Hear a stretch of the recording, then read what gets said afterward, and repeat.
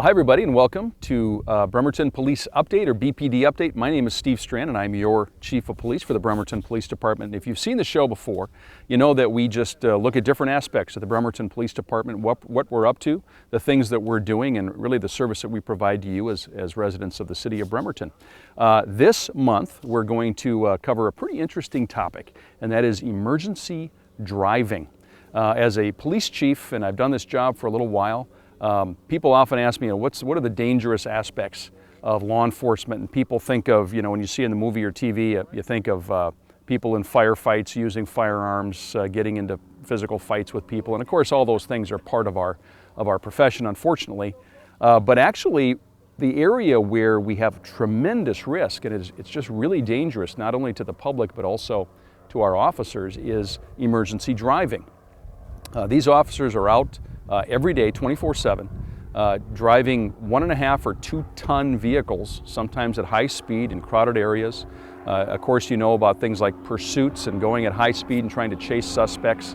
Those are really, really dangerous situations, and we want to make sure that, number one, our officers know exactly what the parameters are and what our policies are, what our expectations are, and the limitations on those, on what they can do. And then secondly, making sure that they're safe and they're driving, not just when they're driving fast, but just day to day in regular traffic. We go out and investigate traffic crashes, and we don't want to be the cause or part of a traffic crash. So, as a way of introducing all of that, that's why we have training for emergency vehicle operation. And with me this month is one of our lieutenants, Pete Fisher. Welcome, Pete. Thank you, sir. So talk a little bit about, we call this EVOC. EVOC, what does that stand for? That stands for Emergency Vehicle Operations Course. And like you alluded to, it teaches officers how to evaluate roadway condition, the capability of their vehicle, and more importantly, to identify and operate within their own capabilities as a driver. Right. So talk a little bit about, we have sort of a spectrum of officers in our department, just like any department does. We have people that are brand new, just got out of the academy. We have officers that have been with us for 25, 30 years. What kind of training do officers in this state receive before they come to us? Well, initially at the Basic Law Enforcement Academy, they'll have a 40-hour instruction at the State Patrol Academy in emergency vehicle operations. And then we have built upon that with in-service training, looking specifically at our own internal policies, our pursuit intervention technique, and how that works into how we evaluate and continue or discontinue pursuits in the city. And then we combine the driving skills out here, looking at obstacles that challenge officers to properly accelerate, properly brake, and then combining those two to safely handle their vehicle through a number of different obstacles that we see on the streets. Okay, so the course that we conduct, and we're at Bremerton Motorsports, or at the Raceway, just outside of the city. This is closed down for the day. We get access to this. They work with us. Talk a little bit about the partnership we have both with this facility and with other departments in the area. Well, the partnership with the motorsports has been very beneficial because it's hard to recreate the conditions that we see on the roadway. And with this park, we have 2-lane roads, we have wide areas that we can set up autocross courses that allow officers to feel vehicle shift and weight transfer. And it gives us the opportunity to do pit and a safe maneuver. And one of the things that we're doing as a law enforcement community in Kitsap County is combining our resources and having those partnerships that make us more effective. And to that end, in our emergency operations course, we've entered into partnerships with the Port Orchard Police Department and the County Coroner's Office. So that allows us to split the cost of the track, combine our resources so we have additional pit cars, we have other instructors on hand to help us get our officers through that training. Okay. It's kind of the essence of where we are in law enforcement and public safety right now, and you sort of talked about that, but it's we need to do the job the right way. Limit our risk, do the job effectively that people are expecting us to do, and do it in a way that's respectful of the taxpayer. There's a really good example of that in a dangerous part of our job, training up our officers so that they do it the right way, limit risk, limit injuries to other people as well as to our police officers, and again, partnering with other agencies to keep that cost down. You talked about PIT, P-I-T, so we have a lot of acronyms in law enforcement, just like every profession does.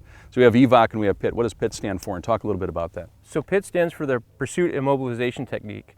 And with today's liability exposure for police departments, if we decide that we need to engage in pursuit to capture someone that's creating such a danger to the public that we need to pursue them, we need to have a way to effectively end that pursuit so we don't jeopardize the public's lives needlessly. So that gives us the ability to come up, actually make physical contact with the violator's car with our car, and actually cause the vehicle to spin. When you do it correctly, when the car spins, it'll cause the engine to die. the pursuit's over, and now we have additional tactics that we use to pin that vehicle in place so that we bring the pursuit to a safe termination. Right. And again, I'm going to go back to movies. If you see Bullet with Steve McQueen, or The Italian Job is the other one I think of that has these fantastic pursuit scenes, and they're fun to watch in the movies, and they go on forever, and cars are flying off each other, and they're going through the fruit stands in the city streets, and they're breaking windows and all those kind of things. And of course, I think people know this, but I mean, that's not real life. And in real life, people get hurt, people get killed. Pursuits are a very, very important decision to make. And some departments have said we'll never ever pursue. It's too dangerous. Other departments like ours say they're allowed, but only under certain parameters and restrictions, which of course is appropriate because it's so exceedingly dangerous to the public. Talk just very briefly, if you can, about some of the factors we look at as a police department, as police officers, when a decision has to be made to potentially pursue a fleeing suspect. First and foremost, in our agency, the things that we have to evaluate is the risk to the public, unnecessarily dangerous or unreasonable given the circumstances. So if we have a person that ran a stop sign and now they're failing to yield and the officer gets in a pursuit, the end result of stopping that person and giving them a ticket is not worth the risk to the public for us to engage in that pursuit. Conversely, you get a home invasion robbery with shots fired or a serious assault, that's someone that shows a future potential threat to the community, and we have an interest in catching those people. So we will engage in that pursuit, but what we train out here is to continuously evaluate environmental factors, roadway conditions, traffic congestion, pedestrians in the area. Are there any mechanical issues with your vehicle that would make you need to drop out of the pursuit because it's unsafe? Right. And those are things that are continually being evaluated not only by the pursuing officer, but by the supervisor monitoring the channel saying, right, I think it's getting unsafe, let's terminate or go ahead and continue. Right. And again, I'll sort of draw that distinction or that dichotomy between real life and what it looks like in the movies or TV. And I remember when I was a new police officer, and one of the first emergency runs I went on after I'd gone through training, when you're in training with a veteran officer and you're sort of being watched all the time, and I remember being on my own and going to, it was a relatively minor call, it was a fire alarm or something like that usually is a false alarm in the first place, and I was going over a little railroad track and I was going way too fast, and a couple days after that I got into a pursuit. And it was sort of the wake-up call that we all have as police officers, where you say, it's not like the movies, it's not like TV. That's dangerous and scary, and I don't want to do that if I don't know exactly what I'm doing, if I don't know exactly what decisions I'm making. And that's the place that we're trying to make sure all our officers live, is in a place where they're making prudent decisions, driving safely, and conducting themselves to ensure public safety. We use the phrase public safety, and if we're not doing the things that bring safety to the public, we're not doing it the right way. So that's really what EVOC and emergency driving is all about. Our PIT, or precision intervention technique, is all about. So this show today, and by the way, it's not going to be just Pete and I talking. We're going to show you a little bit about how we do this here at the Raceway, how it works, why we train this up, and that's what this show, this month's show is about. So let's look a little bit more at emergency driving and the pursuit intervention technique. This is our autocross course. It's a mid-speed course. The course here is designed, it's not so much that we want the officers to go through it as fast as they can, it's that we want them to go through it as safely as they can. The fundamentals here that we talk about are proper steering inputs, proper gas and brake inputs at the appropriate times, and then setting our vehicle up properly for how we need to drive it, given the conditions and given the roadway and how we need to turn. It's a mid-speed course, so it's not a super high-speed course. 60 miles an hour is probably the maximum that we're going to get on this course. But the big thing here is it's such a tight course that it requires us to have the proper hand and steering inputs, the proper gas and brake inputs at the proper times to maintain control of our vehicle and just drive as safely as we can. The goal is not always to drive as fast as we can, it's to drive as safely as we can. So we'll let nice, good, smooth gas inputs, nice, smooth steering inputs. Just due to the nature of the course, it's going to be somewhat jerky. But the goal is that we want to set the vehicle up properly as we go into the maneuvers. And we want that nice smooth acceleration. We don't want it to be all gas and then all brake.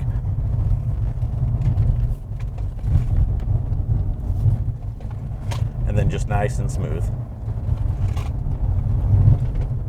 For part of our training, we go through to be able to go through the course at the speeds that it's set to do without hitting any cones. We consider a cone a person, so if we're hitting a cone, we're hitting a person.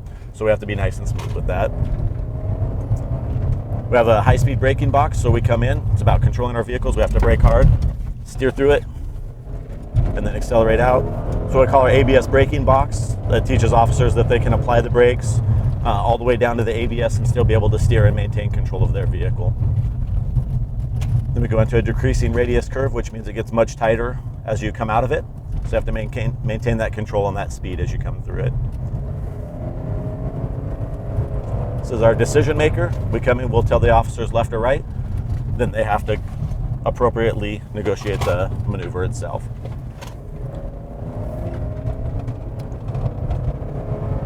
Then we come out, we teach straight line braking and accelerating in a straight line,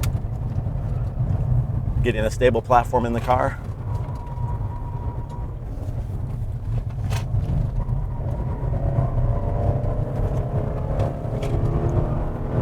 And that's the course. Again, the focus is on that proper steering input, proper gas and brake inputs at the proper time, and then maintaining control of the car due to its pitch and roll, and then setting it up properly as we go through the course. We go through it multiple times. We fine-tune any things that we need to correct, whether it be a steering, whether it be the gas or brake input, or proper placement of the vehicle as it goes through the course. The officers are allotted 3 hours of time out here. If we need more, we can certainly extend that time, but we utilize that entire time to ensure that we get the adequate training that we need through that. The skills course utilizes it. It's a much slower speed course. Really, 10 miles an hour is the maximum that you're really going to get out here. So real simple, we start out. We'll pull into what we call a garage. We want to set up to what we call the high side or the left side of it. The side that we're going to back out, we need to leave room so when we swing the front end of our vehicle around, that we're not going to strike it with anything. So just like anything, we teach safety that we have to head check when we're going to back up, make sure that everything is clear. We want nice smooth steering inputs, nice smooth gas and brake. Want it to be nice and smooth.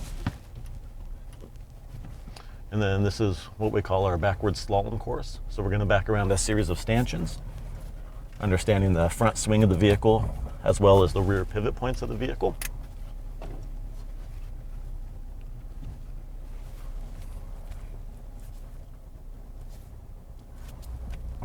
And then we're going to back into another, what we call, again, a garage back here.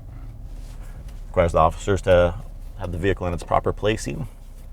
This is where it's really tight in here, where we have to set up both our front and rear wheels of the vehicle properly. So we have to almost be touching these cones on this side to not hit the ones with our rear wheel. And then same thing, since we're going back to our left, we have to set up so our front end's way on that side, so our rear wheels don't hit any of the cones. Again, we just focus on a lot of the fundamentals here, using our turn signals, making sure that we're looking, keeping our head on a swivel, seeing what's going on with traffic. And we pull into another garage here. Again, we want to make sure we set it properly. We're going to have to back out to our left into another garage. So we need to make sure that we've put our vehicle in the proper position to be able to do that safely and adequately. So our whole front end of our vehicle is going to swing around. So we need to make sure that we're not hitting any of the other stanchions as we come out of here. And if we do it properly, we should end up perfectly aligned with it. Then we do the same thing. We're just going to pull forward. Make sure we set up the vehicle properly again, because we're going to swing our front end around. And in this case, we have to ensure that we're not backing into any of the other stanchions that are now next to us or behind us.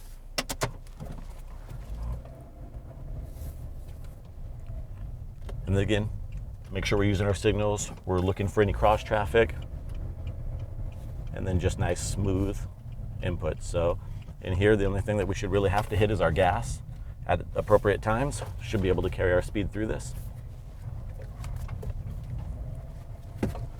And then just nice smooth accelerations out. Kind of a lost art here. We teach parallel parking, and this one is just really good understanding, how long your vehicle is, what the spaces are that it's going to fit into.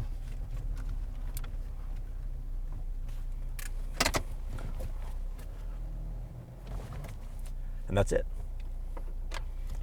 The next maneuver that we come into is what we call a keyhole, and it's also very tight in here. Due to the pivot points of the vehicle, we need to set up properly, and it gets pretty tight in here. This one requires officers to look where they're going, so we have to look to the left to ensure that we understand where we're going and placing our vehicle in the proper locations while we're doing that.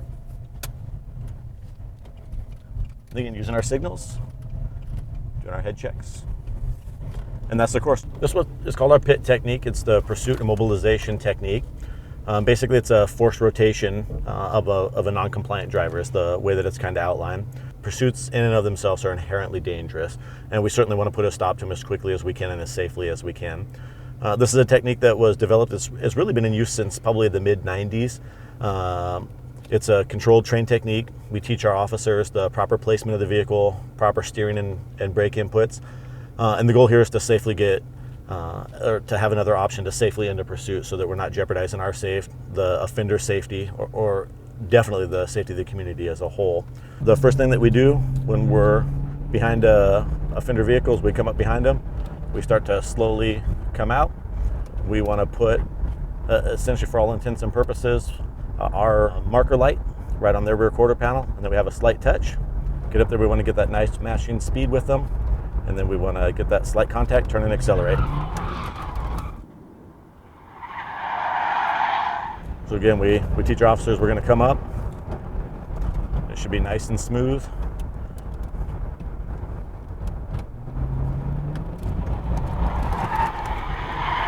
Just like that. Well, that's a little bit about emergency driving and the kind of decisions and training that we go through, particularly when a difficult decision is made sometimes to initiate or to end a pursuit, a motor vehicle pursuit.